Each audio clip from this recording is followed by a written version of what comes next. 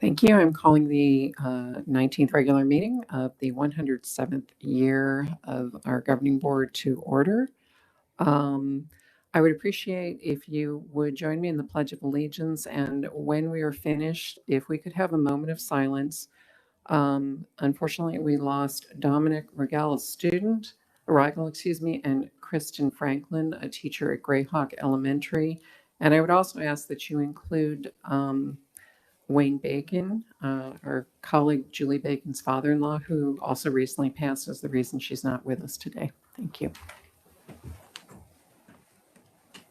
I pledge allegiance to the flag of the United States of America and to the republic for which it stands, one nation, under God, indivisible, with liberty and justice for all.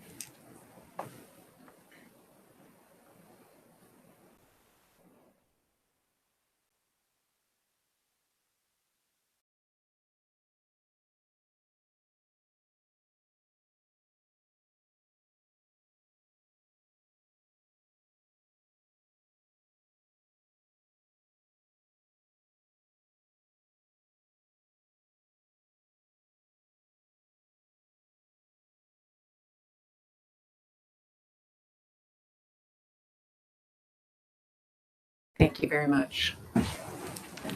May we have roll call, please? Mrs. Matura? Here. Mrs. Greenberg? Here.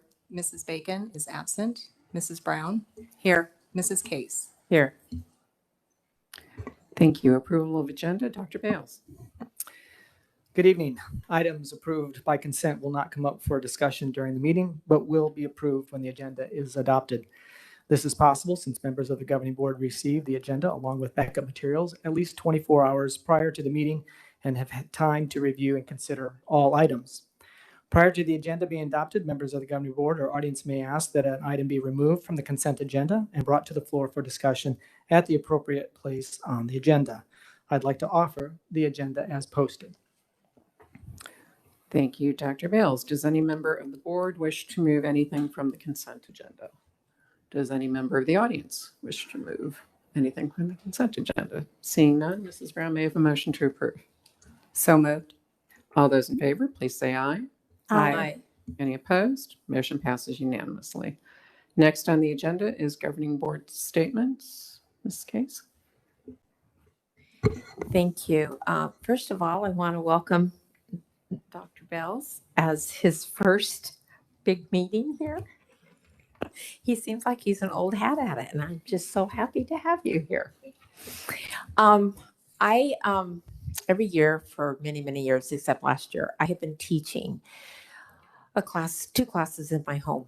And every time I teach, it makes me appreciate the teachers in our district and the work that it goes in. I spent months previous to setting up my classroom. I have desks and chairs, the whole bit.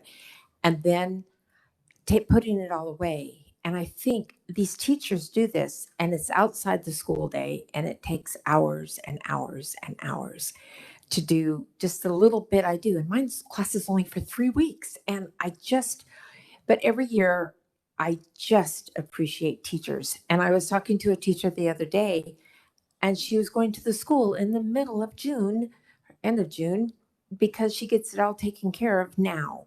And I just want to say thank you to the teachers in our district for all the work they do. Yes, it's however many days, 9 months, whatever it is, a year, but it's much more than that. I know it is, and I appreciate the many efforts they do.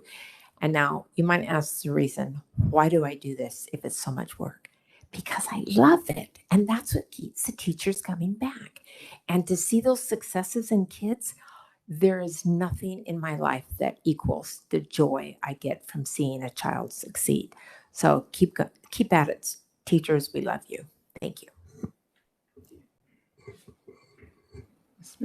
Ms. Matura. I also wanted to welcome Dr. Bales to the dais. Excited to have you here. And I did want to mention, I know we have some summer school starting in July. And so I want to thank all of our teachers and our students who are participating in that program.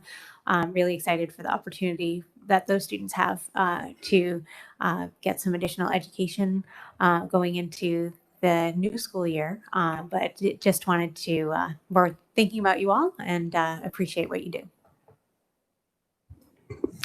And I too want to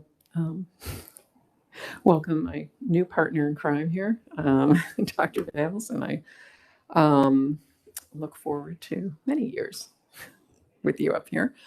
And also want to say thank you to all our teachers and staff who continue to do the work they are doing in and out of our schools.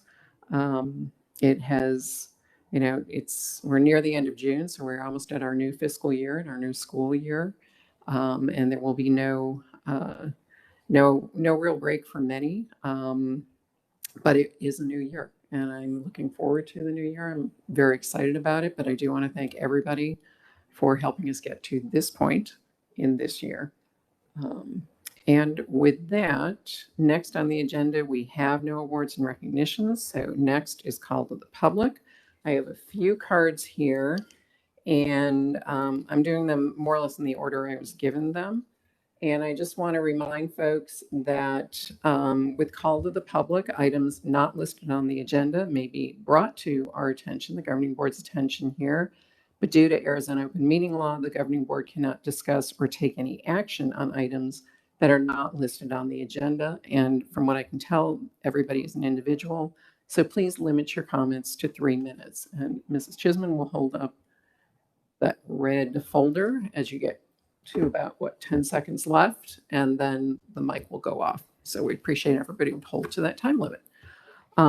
So first we have a card from Nicole Klutwick, and I do apologize. No, you did perfect. Oh, great. Nicole Klutwick, yeah. Thank you. Very phonetic. Hi, I am Nicole Klutwick. I'm here to discuss curriculum being considered for adoption in fall of 2021. I've heard that it is for K-8, social studies and fine arts. And I just ask that you table the adoption of that for fall of 2021 due to a lack of transparency. I only found out about this less than a week ago. I searched my email to find out how I missed it. It was the only notice that I could find in all of my email is a small blurb at the end of an email, which was not even the topic of curriculum adoption. So, and it was sent on May 28th after vacation had started. Parents are checked out right before a holiday weekend. Not a great time if you're trying to show that you are really trying to be transparent with parents. In addition to that lack of adequate notice, there's also a lack of adequate tools. I have gone and tried to find what the teachers are actually going to be teaching, not just what the textbook says, but what are the teachers going to say. That is wholly unavailable for the Discovery Education platform, which is online. In addition to that, there is no mapping that's available. I've asked several times so that I can find out what of the 7 books that are online for just the Discovery Education, right? There's 3 different vendors for grade 8. Just for that one vendor, there is 7 textbooks, and there's no mapping to say, this is the standard, this is the book, the unit, the chapter that is addressing that. There's nothing. So I'm a CPA. If you didn't want somebody to know information and they requested it, instead of giving them the one piece of paper that answers the question, you would give them 8 boxes. This happens in law as well. 8 boxes of information. And whether it was intentional or not, I'm not saying it is intentional. It absolutely, parents do not have the tools to be able to go and give you feedback that says whether or not the state standard's being met. It's just unfair to ask a parent to go through all of that information to find out if that standard is being met and where it's being met. Like I said, I've requested that information 2 or 3 times. It is yet to be sent to me. I believe that is an honest thing. The person who's in charge of it's on vacation, so that's fine. But that goes back to lack of notice. There's not enough time for parents to be able to adequately give input on whether or not this is a good curriculum that works with our standards. I will also say I've gone through the standards, or not the standards, but the curriculum, and what I have seen is a bit problematic. And what I mean by that is well, one, we have SB 1826 coming up. No one, either in the committee that was assessing this curriculum or parents, have been able to assess whether or not the curriculum makes any calls towards sex, race, or ethnicity, makes any blaming. In addition to that, there's all kinds of things about one child policy that's on there, which is kind of pro-communism. It's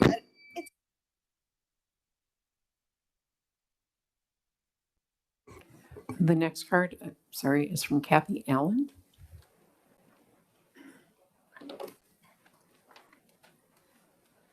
Hi there. Thank you for giving me this chance to talk for just a minute. And I just want to say thanks. I've sent emails to tell you thanks. I haven't always agreed with what you've done, but I appreciate that you have done this voluntarily and done the best with the information you had. So I just wanted to say that. Thank you. And then I really also welcome Dr. Bales.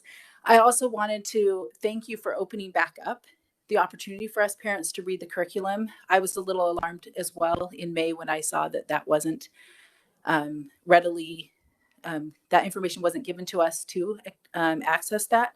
So I was really excited when you responded to the email, you gave us more time. Dr. Corson replied, I appreciated that so much. I hope parents have taken the opportunity. We still have through July 7th. So I hope parents will take that opportunity to look through and really understand it. I do have some concerns as well. I also have concerns with the transparency or lack thereof. And I don't think it was intentional, but it does feel a little off. And it just makes me feel a little funny inside that I haven't been given enough information to make that decision. So in Dr. Corson's email back to me, he did say that the committee will reconvene after July 9th when feedback is given.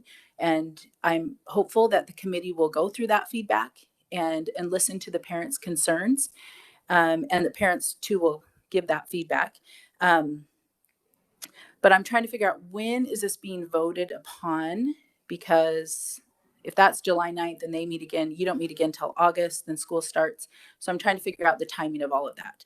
So that's one question I have. And then secondly, how the committees are formed. That's where I'm trying to understand how, like, just a regular parent like me can be involved in the committee. How are the committees formed so that there's a wide variety of voices heard, hopefully calm and interactive, not any screaming or shouting, but just that all viewpoints can be shared and that we can find some consensus. And I feel like the way that the committees have been formed in the past, it's not necessarily that way. There is a small portion of the community and of the district that is represented. And I'm hoping that we can broaden that and maybe bring in additional voices so that we know that we're all being heard. For me, that's the most important, is that all voices are heard and represented, so that as parents, we can be involved in our children's education and what is being taught, and also so that we can have our voices heard and feel like, hey, my kids are going to a public school and I feel really proud about that. With that in mind, that's my biggest question is, how do I get on one of these committees? How do other people who want to be involved get in one of those committees? So thank you. Thank you. The next card is from Judy Graham.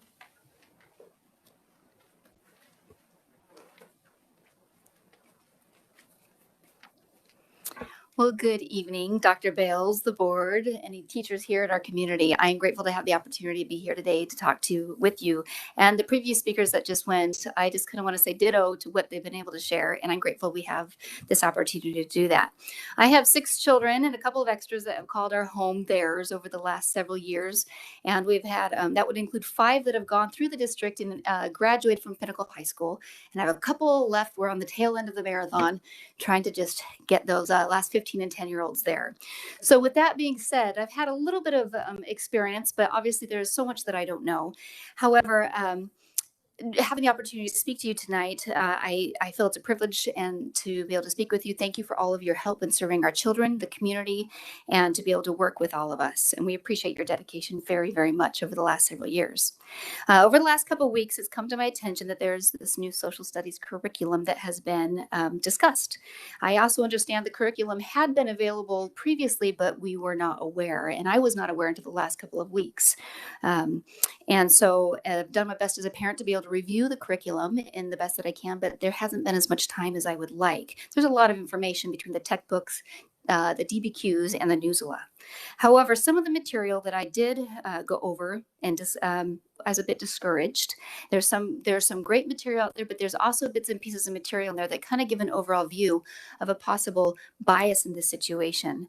Specifically, the DBQs and the newsletter I have concerns about. The district is trying to implement an inquiry-based learning process, which is good. It's important to ensure that critical thinking is there. However, it's also important to know that the content is age appropriate and that we're asking your children to think about and discuss. So with that, the K through 8 students need to learn the facts and fundamentals of our great nation that are not biased, so that when they do move to that higher education and learning, they have that level of critical thinking that they need on their own thoughts. One example I have explained is in the DBQs. There's a particular chapter title, Where's the Primary Reasons of the Fall of Rome?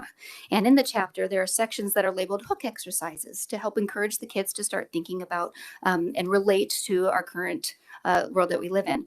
But in this example, that students were asked to pick from a list of items of troubles of why America is declining. When reading this, I was appalled, and then I decided to go ahead and put myself in the students' shoes.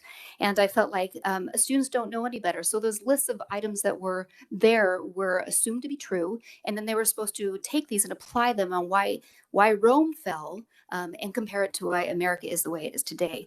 That is very biased and completely inappropriate, especially for grades K through 8 when they don't have that critical reasoning yet. It's important to have that foundation. So let's teach our children the concepts from a standpoint of learning history and not making fault around the world around us. I ask you to please table this decision and understand why the old curriculum is not okay and we need a new curriculum. So thank you for the opportunity. Thank you very much. The next card I have is from Raquel Kimball.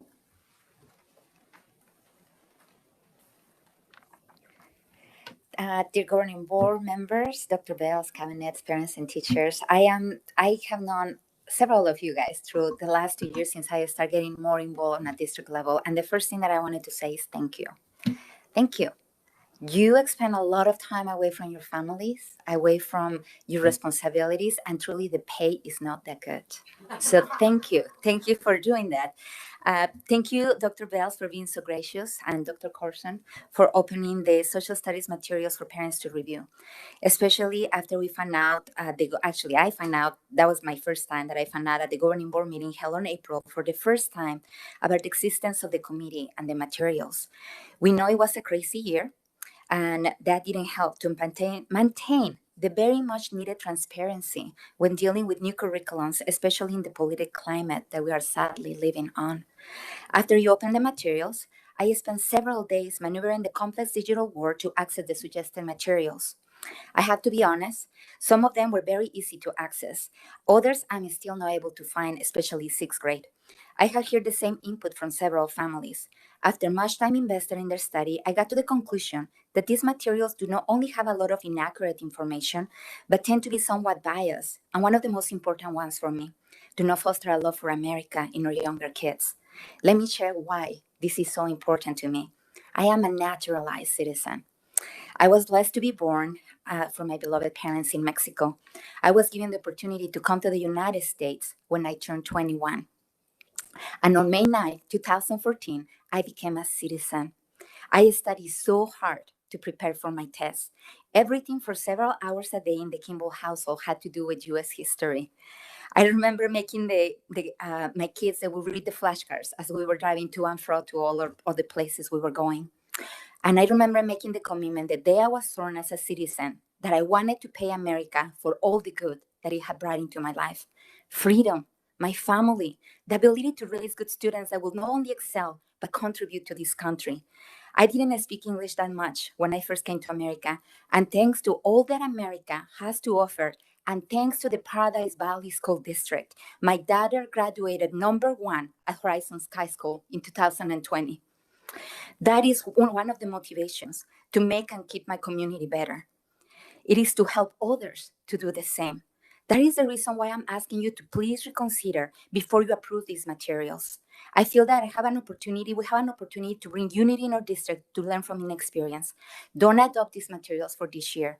table the issue for this until the fall, reorganize the committee, inviting those ones that participated before to honor all their work and include other voices outside of United Parent Council. Then the committee can find and analyze other vendors that could provide more balanced and accurate information. I say thank you.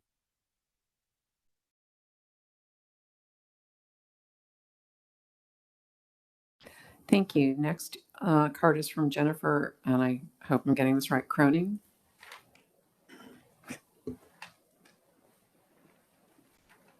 Good evening, board and superintendent. I'm also here to talk about the social studies curriculum adoption. I'm the parent of 3 PV school students, and our family's been part of the district for 12 years. I've been an enthusiastic supporter of our schools, volunteering in many capacities.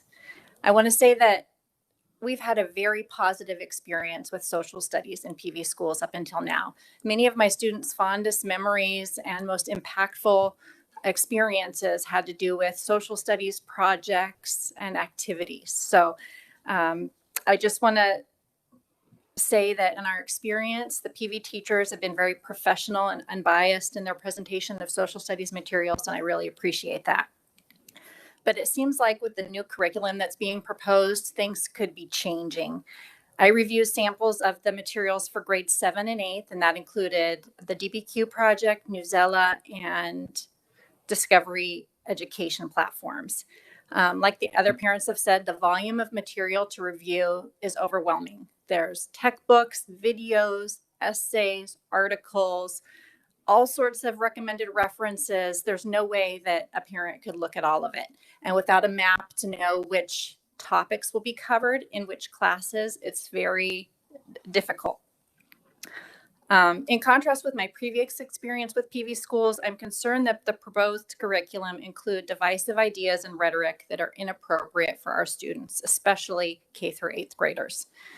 Particularly, the Newsella and Discovery education platforms promote using race, sex, and sexual orientation to group people, assuming all people of the same race, sex, or sexual orientation have similar characteristics and opinions, assigning shame or guilt or victim status to a person based on their race, sex, or sexual orientation, disrespecting and protesting the police, and on and on. These are not ideas our students should be encouraged to adopt.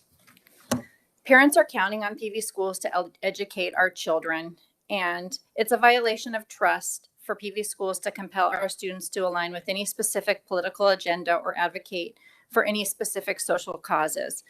I urge the board to be completely transparent about how these divisive ideas would be incorporated into PV schools' classrooms. Any efforts to dismiss, minimize, or ridicule parent concerns about these curriculum breed distrust with the district. Thank you again for extending the opportunity for parents to review the curriculum, and thank you for your time and consideration. Thank you very much. Next card is from Emily Wagner.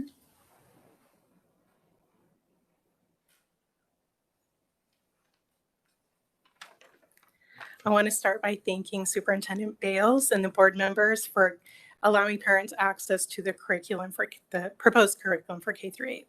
I'm sure you've noticed across the country that school board meetings have become the center of attention, especially when it comes to the materials that are being presented to our children in their public schools. The pandemic offered up a rare opportunity for parents to intensely focus on their child's education, as well as providing a direct view into the lessons and curriculum being used in their classroom. For me, when the mask came on, the blinders fell off my face. The days of having blind trust in my district board members, teachers unions, and parent associations to have my child's best interests in mind is over. Having reviewed many of the textbooks, workbooks, teacher lesson plans, and online supplemental material of the proposed curriculum, I felt that I could no longer remain a silent observer of these board meetings from home. Although the district has declared that there are no plans to adopt the critical theory of race nor the Project 1619, I am alarmed at the insidious nature of the themes I found throughout the proposed curriculum. The same CRT theories hidden behind terms such as privilege, activism, justice, and equity.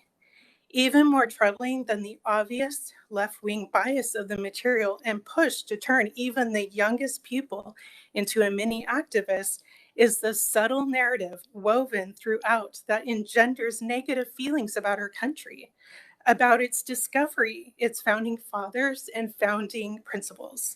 It is my sincere belief that if the parents of PVUSD were to review the curriculum at the level I have, they would not support its implementation.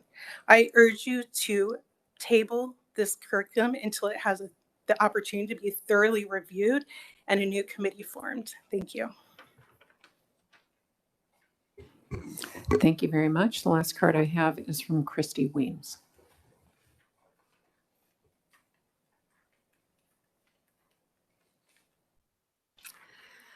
Thank you for your time, for allowing me to speak, and thank you for the service you all provide to the families of the PV district. I'm fairly new to coming to these board meetings, and I look forward to working with you all. I want to discuss the supplemental curriculum materials on the PV district website and urge you to table this and not move forward. I don't know how these vendors were selected, but upon review, I found a lot of red flags. I believe COVID maybe prevented some of the parental input over the year, as parents were not, there was literal signs saying no parents beyond this point at the schools. And, you know, that was sort of the theme of the year. And it just seems a lot of things, a lot of questionable material is out there and has gone overlooked. On the district curriculum website, I noticed that on the surface, the Nusella appears to have some great material. It shows U.S. history, ancient history, world history, and more. However, when I logged into the website, I didn't see any of that. I saw it was all far left, LGBTQ, gender, race, climate, COVID. It was all divisive information. And I know it's been talked about there will be no 1619 project or CRT. However, I know another word for it is transformative social and emotional learning.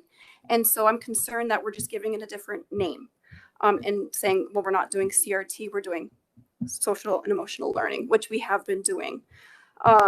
These are not supplemental. What I saw was not supplemental to U.S. world or ancient history. It was none of them seem to have a place in the schools. And I don't consent to my children, especially my K-8 children, being taught this information. When trying to review some of the articles, I also received an error message. It seemed that Nusella articles, I was having trouble accessing them on Chrome, which is probably the most commonly used browser. And I had to find Brave, which is not very commonly known. And so I think the access was also hard to, for people to be able to read what was in there. I believe that due to kids being doing school at home last year, people woke up to the radical changes that have been happening in the schools. And I think this is a nationwide change in which the parents are going to be more involved, and as they should be. I'm not proud that I haven't attended board meetings until this year, but I look forward to working together because the days of us U.S. citizens trusting school boards to do what's right for our kids seems to have gone out the window. But I look forward to working together to create a better future for everyone. Thank you. Thank you very much. That was our last card. So next on the agenda is Superintendent's comments. Dr. Bales. Thank you, President Greenberg, Governing Board. As the incoming superintendent and designee tonight, I want to thank the Governing Board for your support during this transition. The board retreat on Monday was purposeful and helpful as we work together to set this year's goals and direction. Together, we'll continue to focus on teaching and learning, ensuring that every child succeeds and graduates from Paradise Valley Schools. As I shared on Monday, I attended 84% of our school council and school staff meetings in the month of May. It was, needless to say, a little busy. The remainder are scheduled for July, August, and early September. Additionally, I continue to meet with a variety of people as part of my transition plan, including Phoenix Police Chief Jerry Williams, It was a pleasure to meet her and the commanders of both the Black Mountain and Desert Horizon precincts last week, as well as the SRO officer liaisons. I expressed our thanks and appreciation for our SRO officers and our partnership with Phoenix Police Department. A special thanks to Sergeant Wilson, who helped coordinate that opportunity for us and that meeting. So thank you, Sergeant Wilson. I'm also proud to announce that PV Schools had 139 high school students earn the Arizona Department of Education Seal of Biliteracy during the 2020-21 school year. Students earned their seal in either French, Somali, or Spanish. The seal recognizes high school students that achieve proficiency in related coursework and completed additional assessments. Students were recognized with a seal on their diploma and a notation on their transcript. Very proud of them. Furthermore, our Volunteer in Paradise program has successfully been certified as a service enterprise by Points of Light. VIP joins the top 11% of nonprofits nationwide in volunteer management and organizational performance, and is the only school district with a program in Arizona to hold this prestigious distinction. Achieving this certification signifies that VIP has the capability and management expertise to strategically use volunteers to improve the performance of the organization. This rigorous process took the last 12 months, and yes, it was completed during COVID. This was a partnership with Arizona State University Lodestar, who provided coaching and training to the VIP coordinator and the leadership team. VIP will be set up for recertification in 2024. I'd like to extend my deepest appreciation to the members of the leadership team involved in that, and particularly our coordinator, Marisha Garrity. So congratulations, VIP.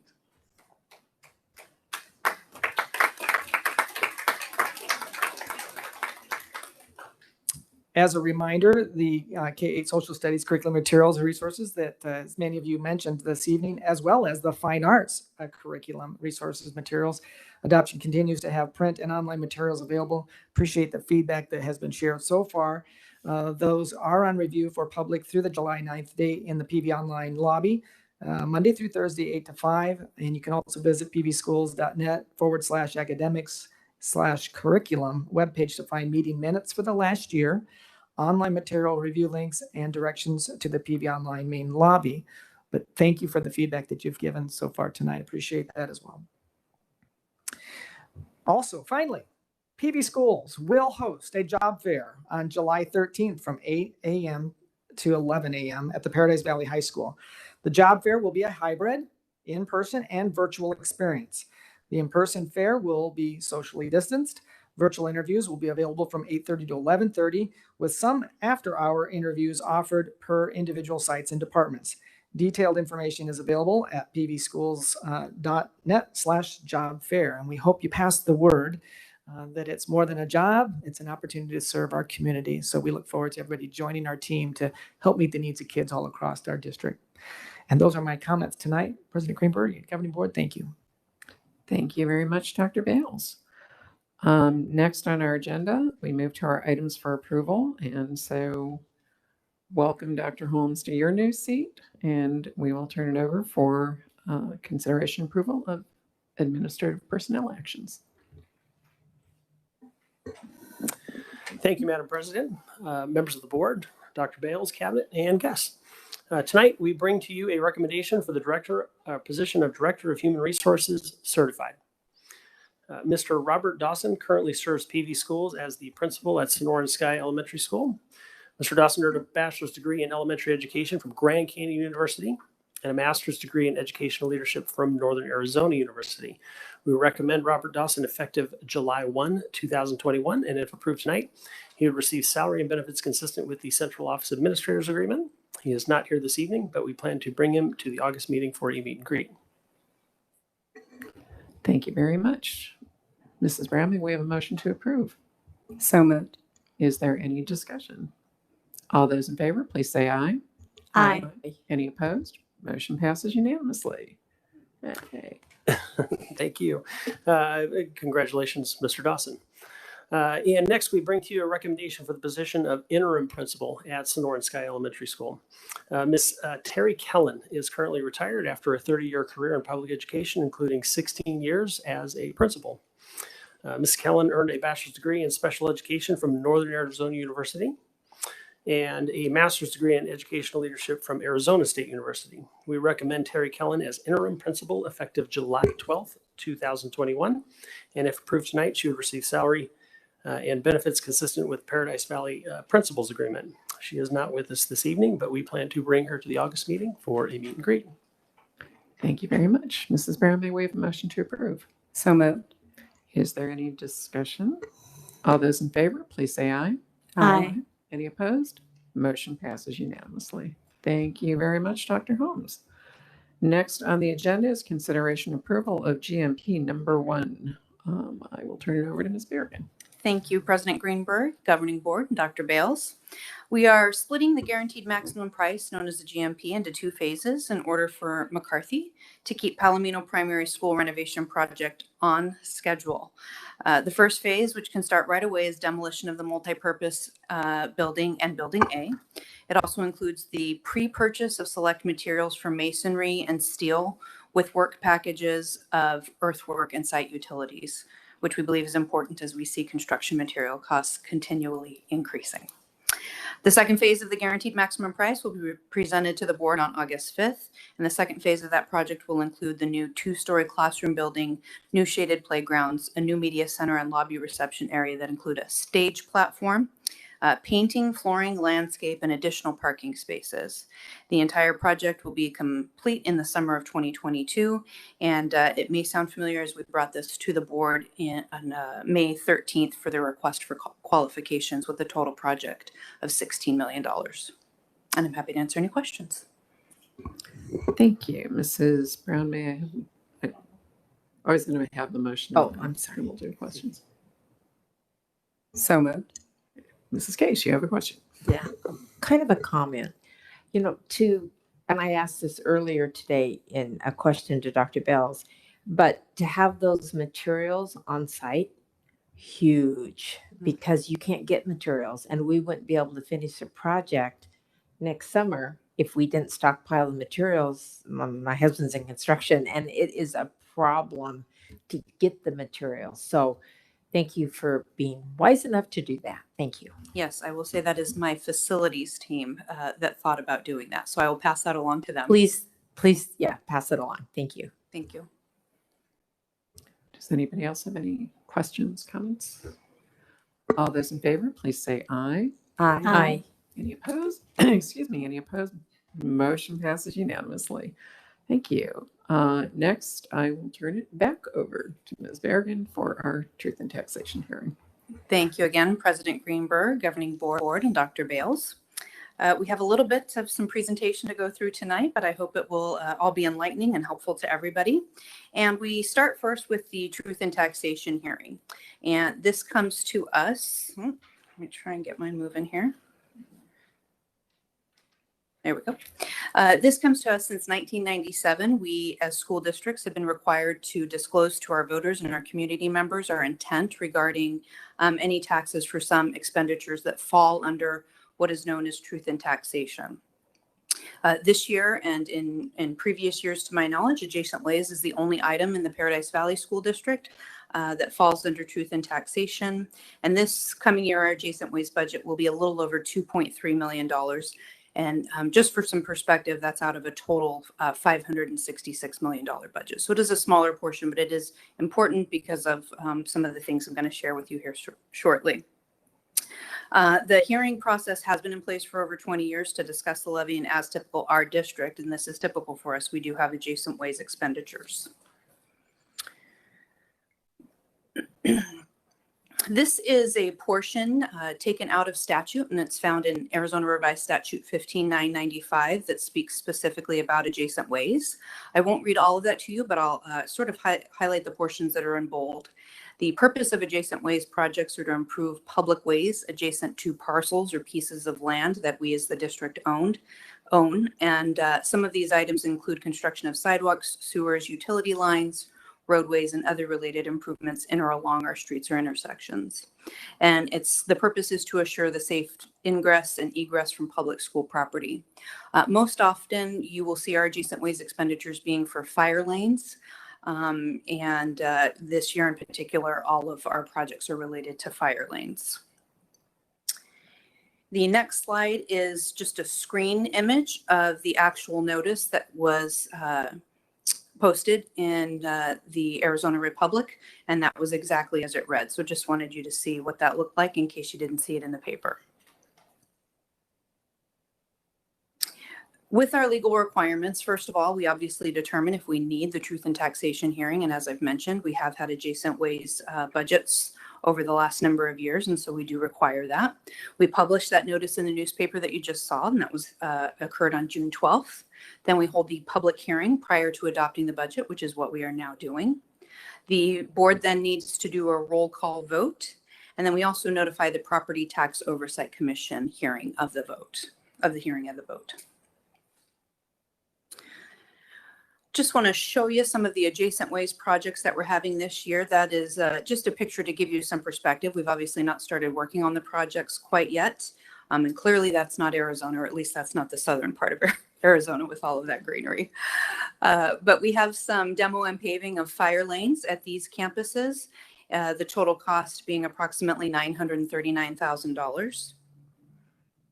And then in the next slide, we have bringing over that $939,000 to start, but then we have some crack sealing and repair and striping, of fire lanes at those 4 campuses, just a little over $37,000. We try to do as much crack repair and sealing as we can because that prevents us from having to completely redo it and the demo and paving that needs to occur. But eventually we do get to a point where you can no longer repair. You've just got to replace. And then also we have the new fire lane going in at Palomino. As part of that project, the demo will occur and then they will put in a new fire lane. So for the coming year, the total projects total a little over $1 million. And these expenditures all fall within the guidelines of what's allowable for adjacent ways. Now, our projects from this year total a little over $1 million, but the budget is a little over $2.3 million. And that's because about $1.3 million of those projects are continuing projects from this current school/fiscal year that we're in of 2021, and we're nearly almost out of. As with most construction projects, they don't necessarily finish on June 30th, and so they carry forward into the next fiscal year. And the $1.3 million is what we have as the budget. But the other piece that we have to work with for school districts is the cash, and that's part of the levy that's happening. And we have sufficient cash to cover the $1.3 million in projects that are continuing from 2021. Then we have the new projects that we talked about, a little over $1 million for 21-22, moving into next fiscal year. We even have enough cash to cover $147,776 of those projects, which means the difference between the $1,035,000 and the $147,000 is $887,000, and that's what we will be levying our taxpayers for the fiscal year 21-22.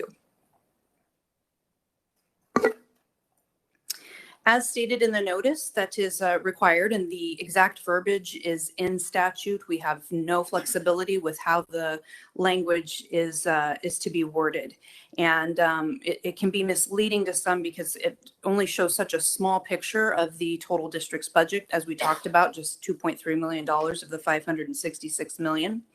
But in that, it states that we're moving from $0 to $2.21 on the $100,000 of a property value for a home.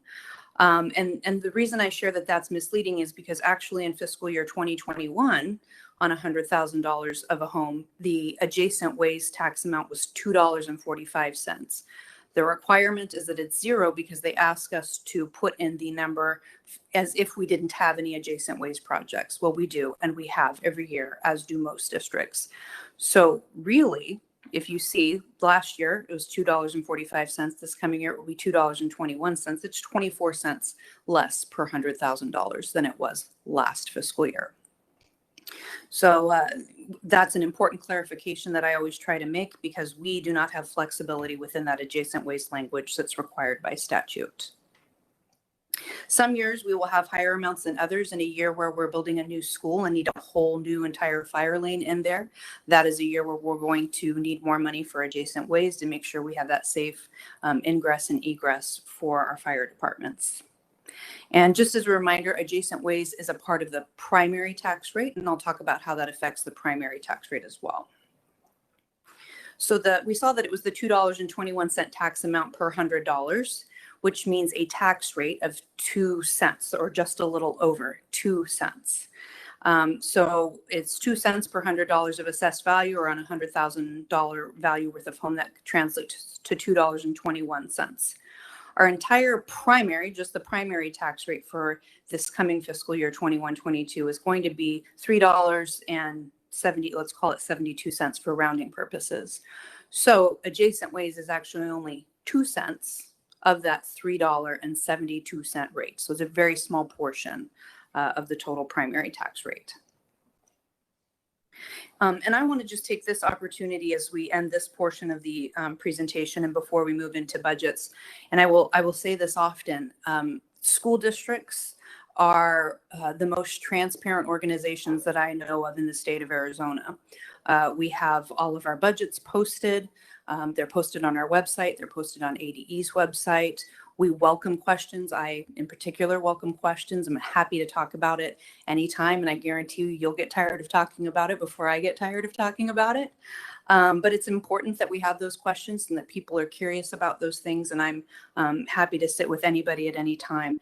But school districts in general, we have our annual financial reports that we post and are very transparent about. We have conflict of interest rules that we have to follow that other organizations do not have to follow. And so just want to share that, remind folks of that, and you'll hear me talk about that often. And with that, I'm happy to answer any questions on adjacent ways. Mrs. Brown? Since you did exactly what you just described by sitting with me and answering all my questions for a while already, I know that it's true that you said that, and I appreciate that. I have a feeling that I may challenge you on the you'll get tired of it before I get tired of it, but it's possible, right? But I appreciate the information and the clarifications, and I feel like it is more easily understood. So thank you.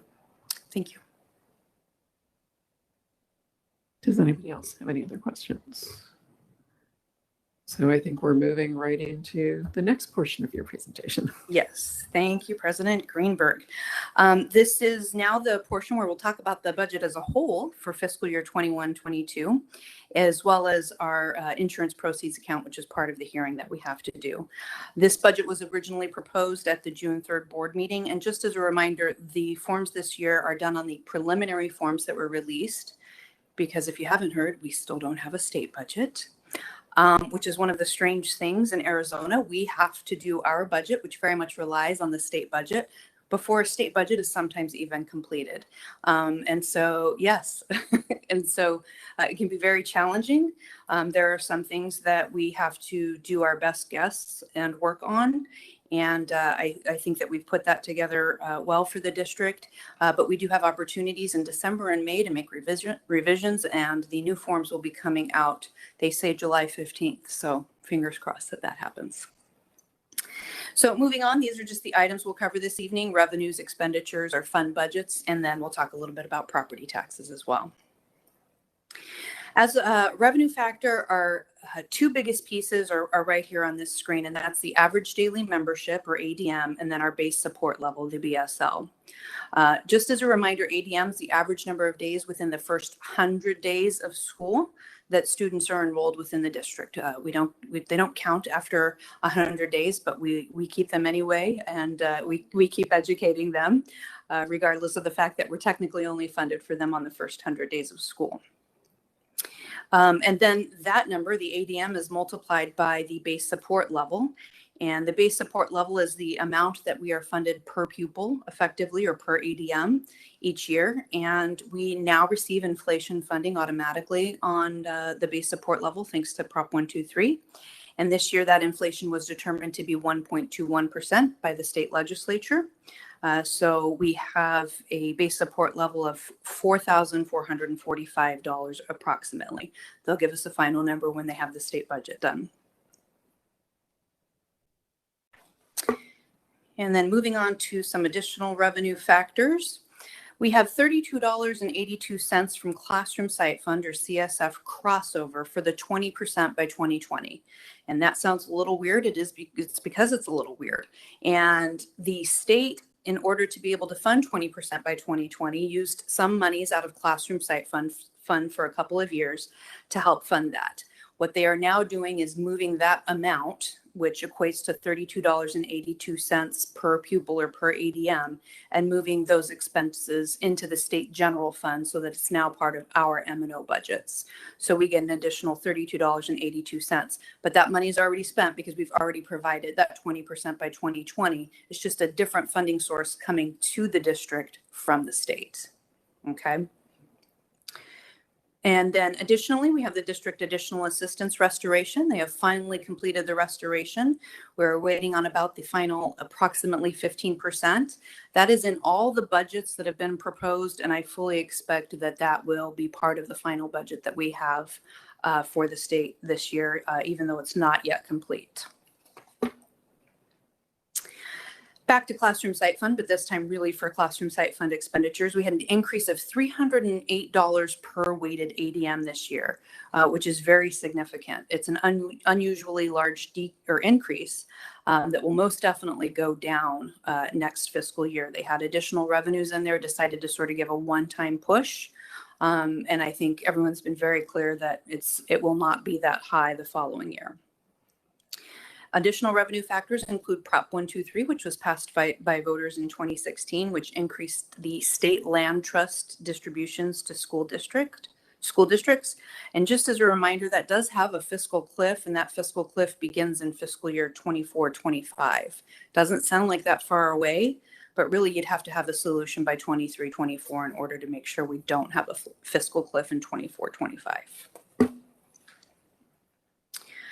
Something that is new this year as well is that there may be some special education weights and increases that we haven't seen before.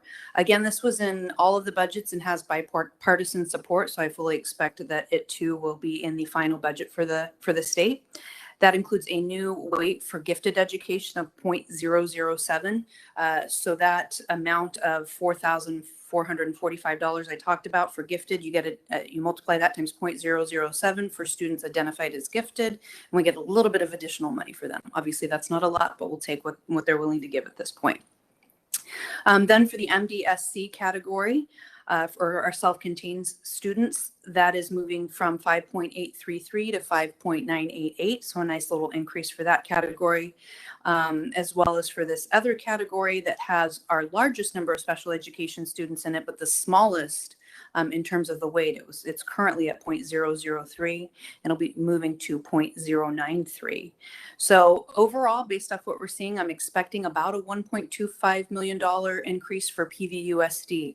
But I want to be very careful, and I share this in the budget proposal as well. That doesn't necessarily really mean more money for SPED. The district spends more on special education than we receive in revenues from the state for special education. So really that goes towards backfilling our general education budget that's already in use. We'll move into the expenditure factors. So we were able to do a permanent base salary increase moving into next year of 1.2% for all staff, and then a one-time return to work stipend of $1,000 based on the employee's full-time equivalency. We have some professional growth of up to 105 hours increase, and then the teacher pay for performance increase from $1,736 to $4,631, and that's thanks to the increase from Classroom Site Fund. So because of that, we were able to do that for this year. So Ms. Berrigan, yes. So just to be clear, that was an increase of 1736. Increase of 1736 to, what did I say? Sounded like it was from 1736 My apologies. to 46. An increase of 1736 to $4,631. My apologies. Thank you for the clarification. And just as a reminder, the district spends about 85% of our budget on salaries and benefits for staff. It's the largest portion of our budget, as it should be. Additionally, just want to remind you that the district's health insurance contributions didn't increase by anything this year, so it wasn't even a determination of whether or not the district would take on that cost or the employee would take on that cost. We just had no increase, which was nice. Our retiree medical reimbursement plan is fully funded, which my predecessor ensured to happen, and I very much appreciate. And then we have the minimum wage increase that takes place in January of each year, currently estimating that at 24 cents. So then our minimum wage would go to $12.39. But we'll know in January 2022, the consumer price index is what determines the increase of inflation there. We also included a Roadrunner hard to staff stipend of $500 and then 3 special education addenda of $2,000. Those special education are for SUN kids, transition, and IEP content expert to include 5 subdays per lead assignment. I want to talk a little bit about special education again in this portion. This is an area we see increased costs in year after year, and that's not unique to our district, but is happening across the state. And we spend 14.9% more in special education expenses than we do receive in revenue. So it is a pretty significant amount that we spend on special education. And 20.7% of our M&O budget was spent on SPED. And this is from fiscal year 20. Fiscal year this year, first of all, it's not complete yet. And also the expenses are a little weird. So we're going to have to take that into consideration as we look for data in the future. But this information I'm sharing right now is based off of fiscal year 2020. So with 14.9% of our SPED expenses above our revenue and 20.7% that we spend of our M&O budget, only 14.4% of our students are special education. So you can see there's a little bit of a disproportionate expenditure that's happening there. And I did share that in the budget proposal, but wanted to share that again this evening as well. Now we move on to our operating budget, our basic operating budget, which includes these 5 funds. Maintenance and operation obviously being the large one, made up of that ADM times that base support level. We also have classroom site fund, instructional improvement fund, and Medicaid cost and indirect. Classroom site fund, just as a reminder, is from sales tax revenues as well as distributions from the state land trust. And that money goes to support teacher salaries. We did have some changes this year with Senate Bill 1139 that eliminated what we called the 3 buckets and puts all of the funds into one bucket and opens up a little bit what some of the expenditures can be used for to include student support services as allowable costs. But just to reiterate, the classroom site fund per pupil amount increased from $425 in this current fiscal year of 2021 to $733, which is that increase of $308 per pupil. IIF, or Instructional Improvement Fund, is funds received from Indian gaming revenues, and that includes basic salaries as well as dropout prevention programs for our district. Medicaid is medical services provided by the district for our students, and then indirect cost is for the overhead of running our federal grant programs. For our capital funds, we have our unrestricted capital, and $6.4 million of that is approved by our voters most recently in November of 2019. And as always, we thank our voters and our community for that support. Additional support comes from our bond building, and that is also approved by our voters. And we have a budget of $53.7 million for the coming year. And adjacent ways we talked about in great detail already at the beginning of the budget hearing, with the budget being a little over $2.3 million. Also in September, October timeframe, we'll present again on our bond projects that we've completed and just give you all an update on that and how things are looking. For our federal and state grants, we have these amounts here. The largest federal grants we have are Title I and our IDEA, which is for special education. And those are valued at about $14.5 million total of those total federal grants. Our state grants that continue are results-based funding, college credit exam, incentives, school safety, and a new one this year, Project Momentum, that you will certainly hear more about, I think, as the year progresses. Then we have debt service, and that is to then pay off the bonds. So when the voters approve the bonds, we get the money and proceeds for that, and then we pay off the bonds. So these are to pay off prior bonds. Then the insurance proceeds and our community education, food service, and other funds are in line with what they have been in prior typical years. This year was a little bit different, but these are more in line with prior typical years as we hope to resume normal operations for food service and community education. And you can see there's a little bit of a list of what some of the other funds include. That's not a comprehensive list. We have quite a bit of other funds, but these are the primary ones: Civic Center auxiliary operations and student activities. And then something that is probably of great interest to the 5 board members, as you are all residents of the district, is our tax rates and what that means to you on your own tax bill.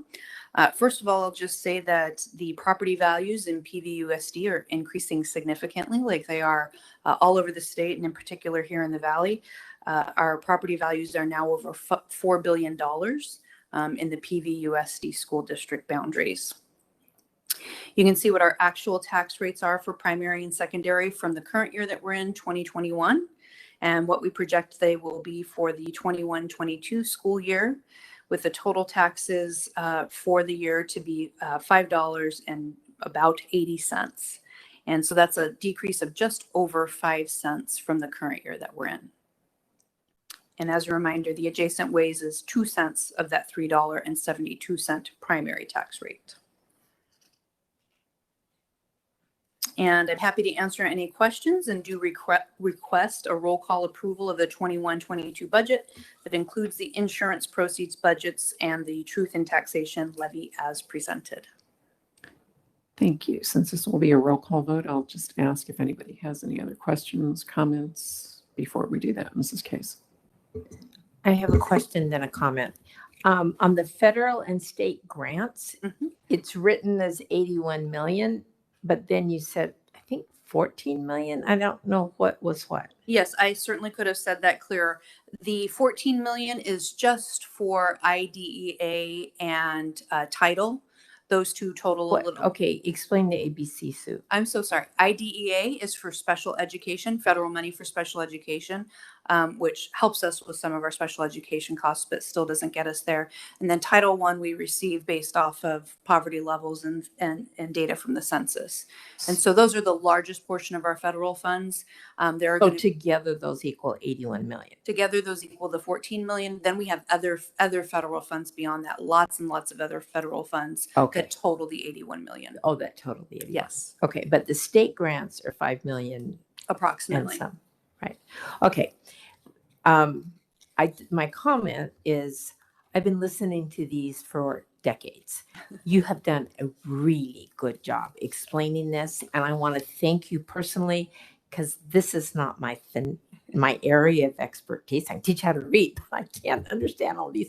But you did a fabulous job. I want to thank you for making it clear. Thank you very much. Thank you. Happy to.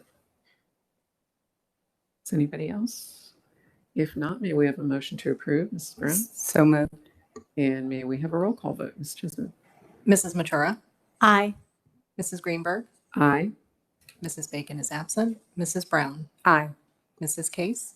Aye. Thank you very much. The motion is approved unanimously. And Ms. Berrigan, you'll let us know when we need to look at that again, December. And hopefully we will get the forms July 15th, if not sooner. But thank you. They're barreling forward. Last on our agenda to approve is acceptance of gifts and donations. As always, we want to thank all members of our community for their support, and we've had quite a number of donors on this report, but I'd like to point out 3.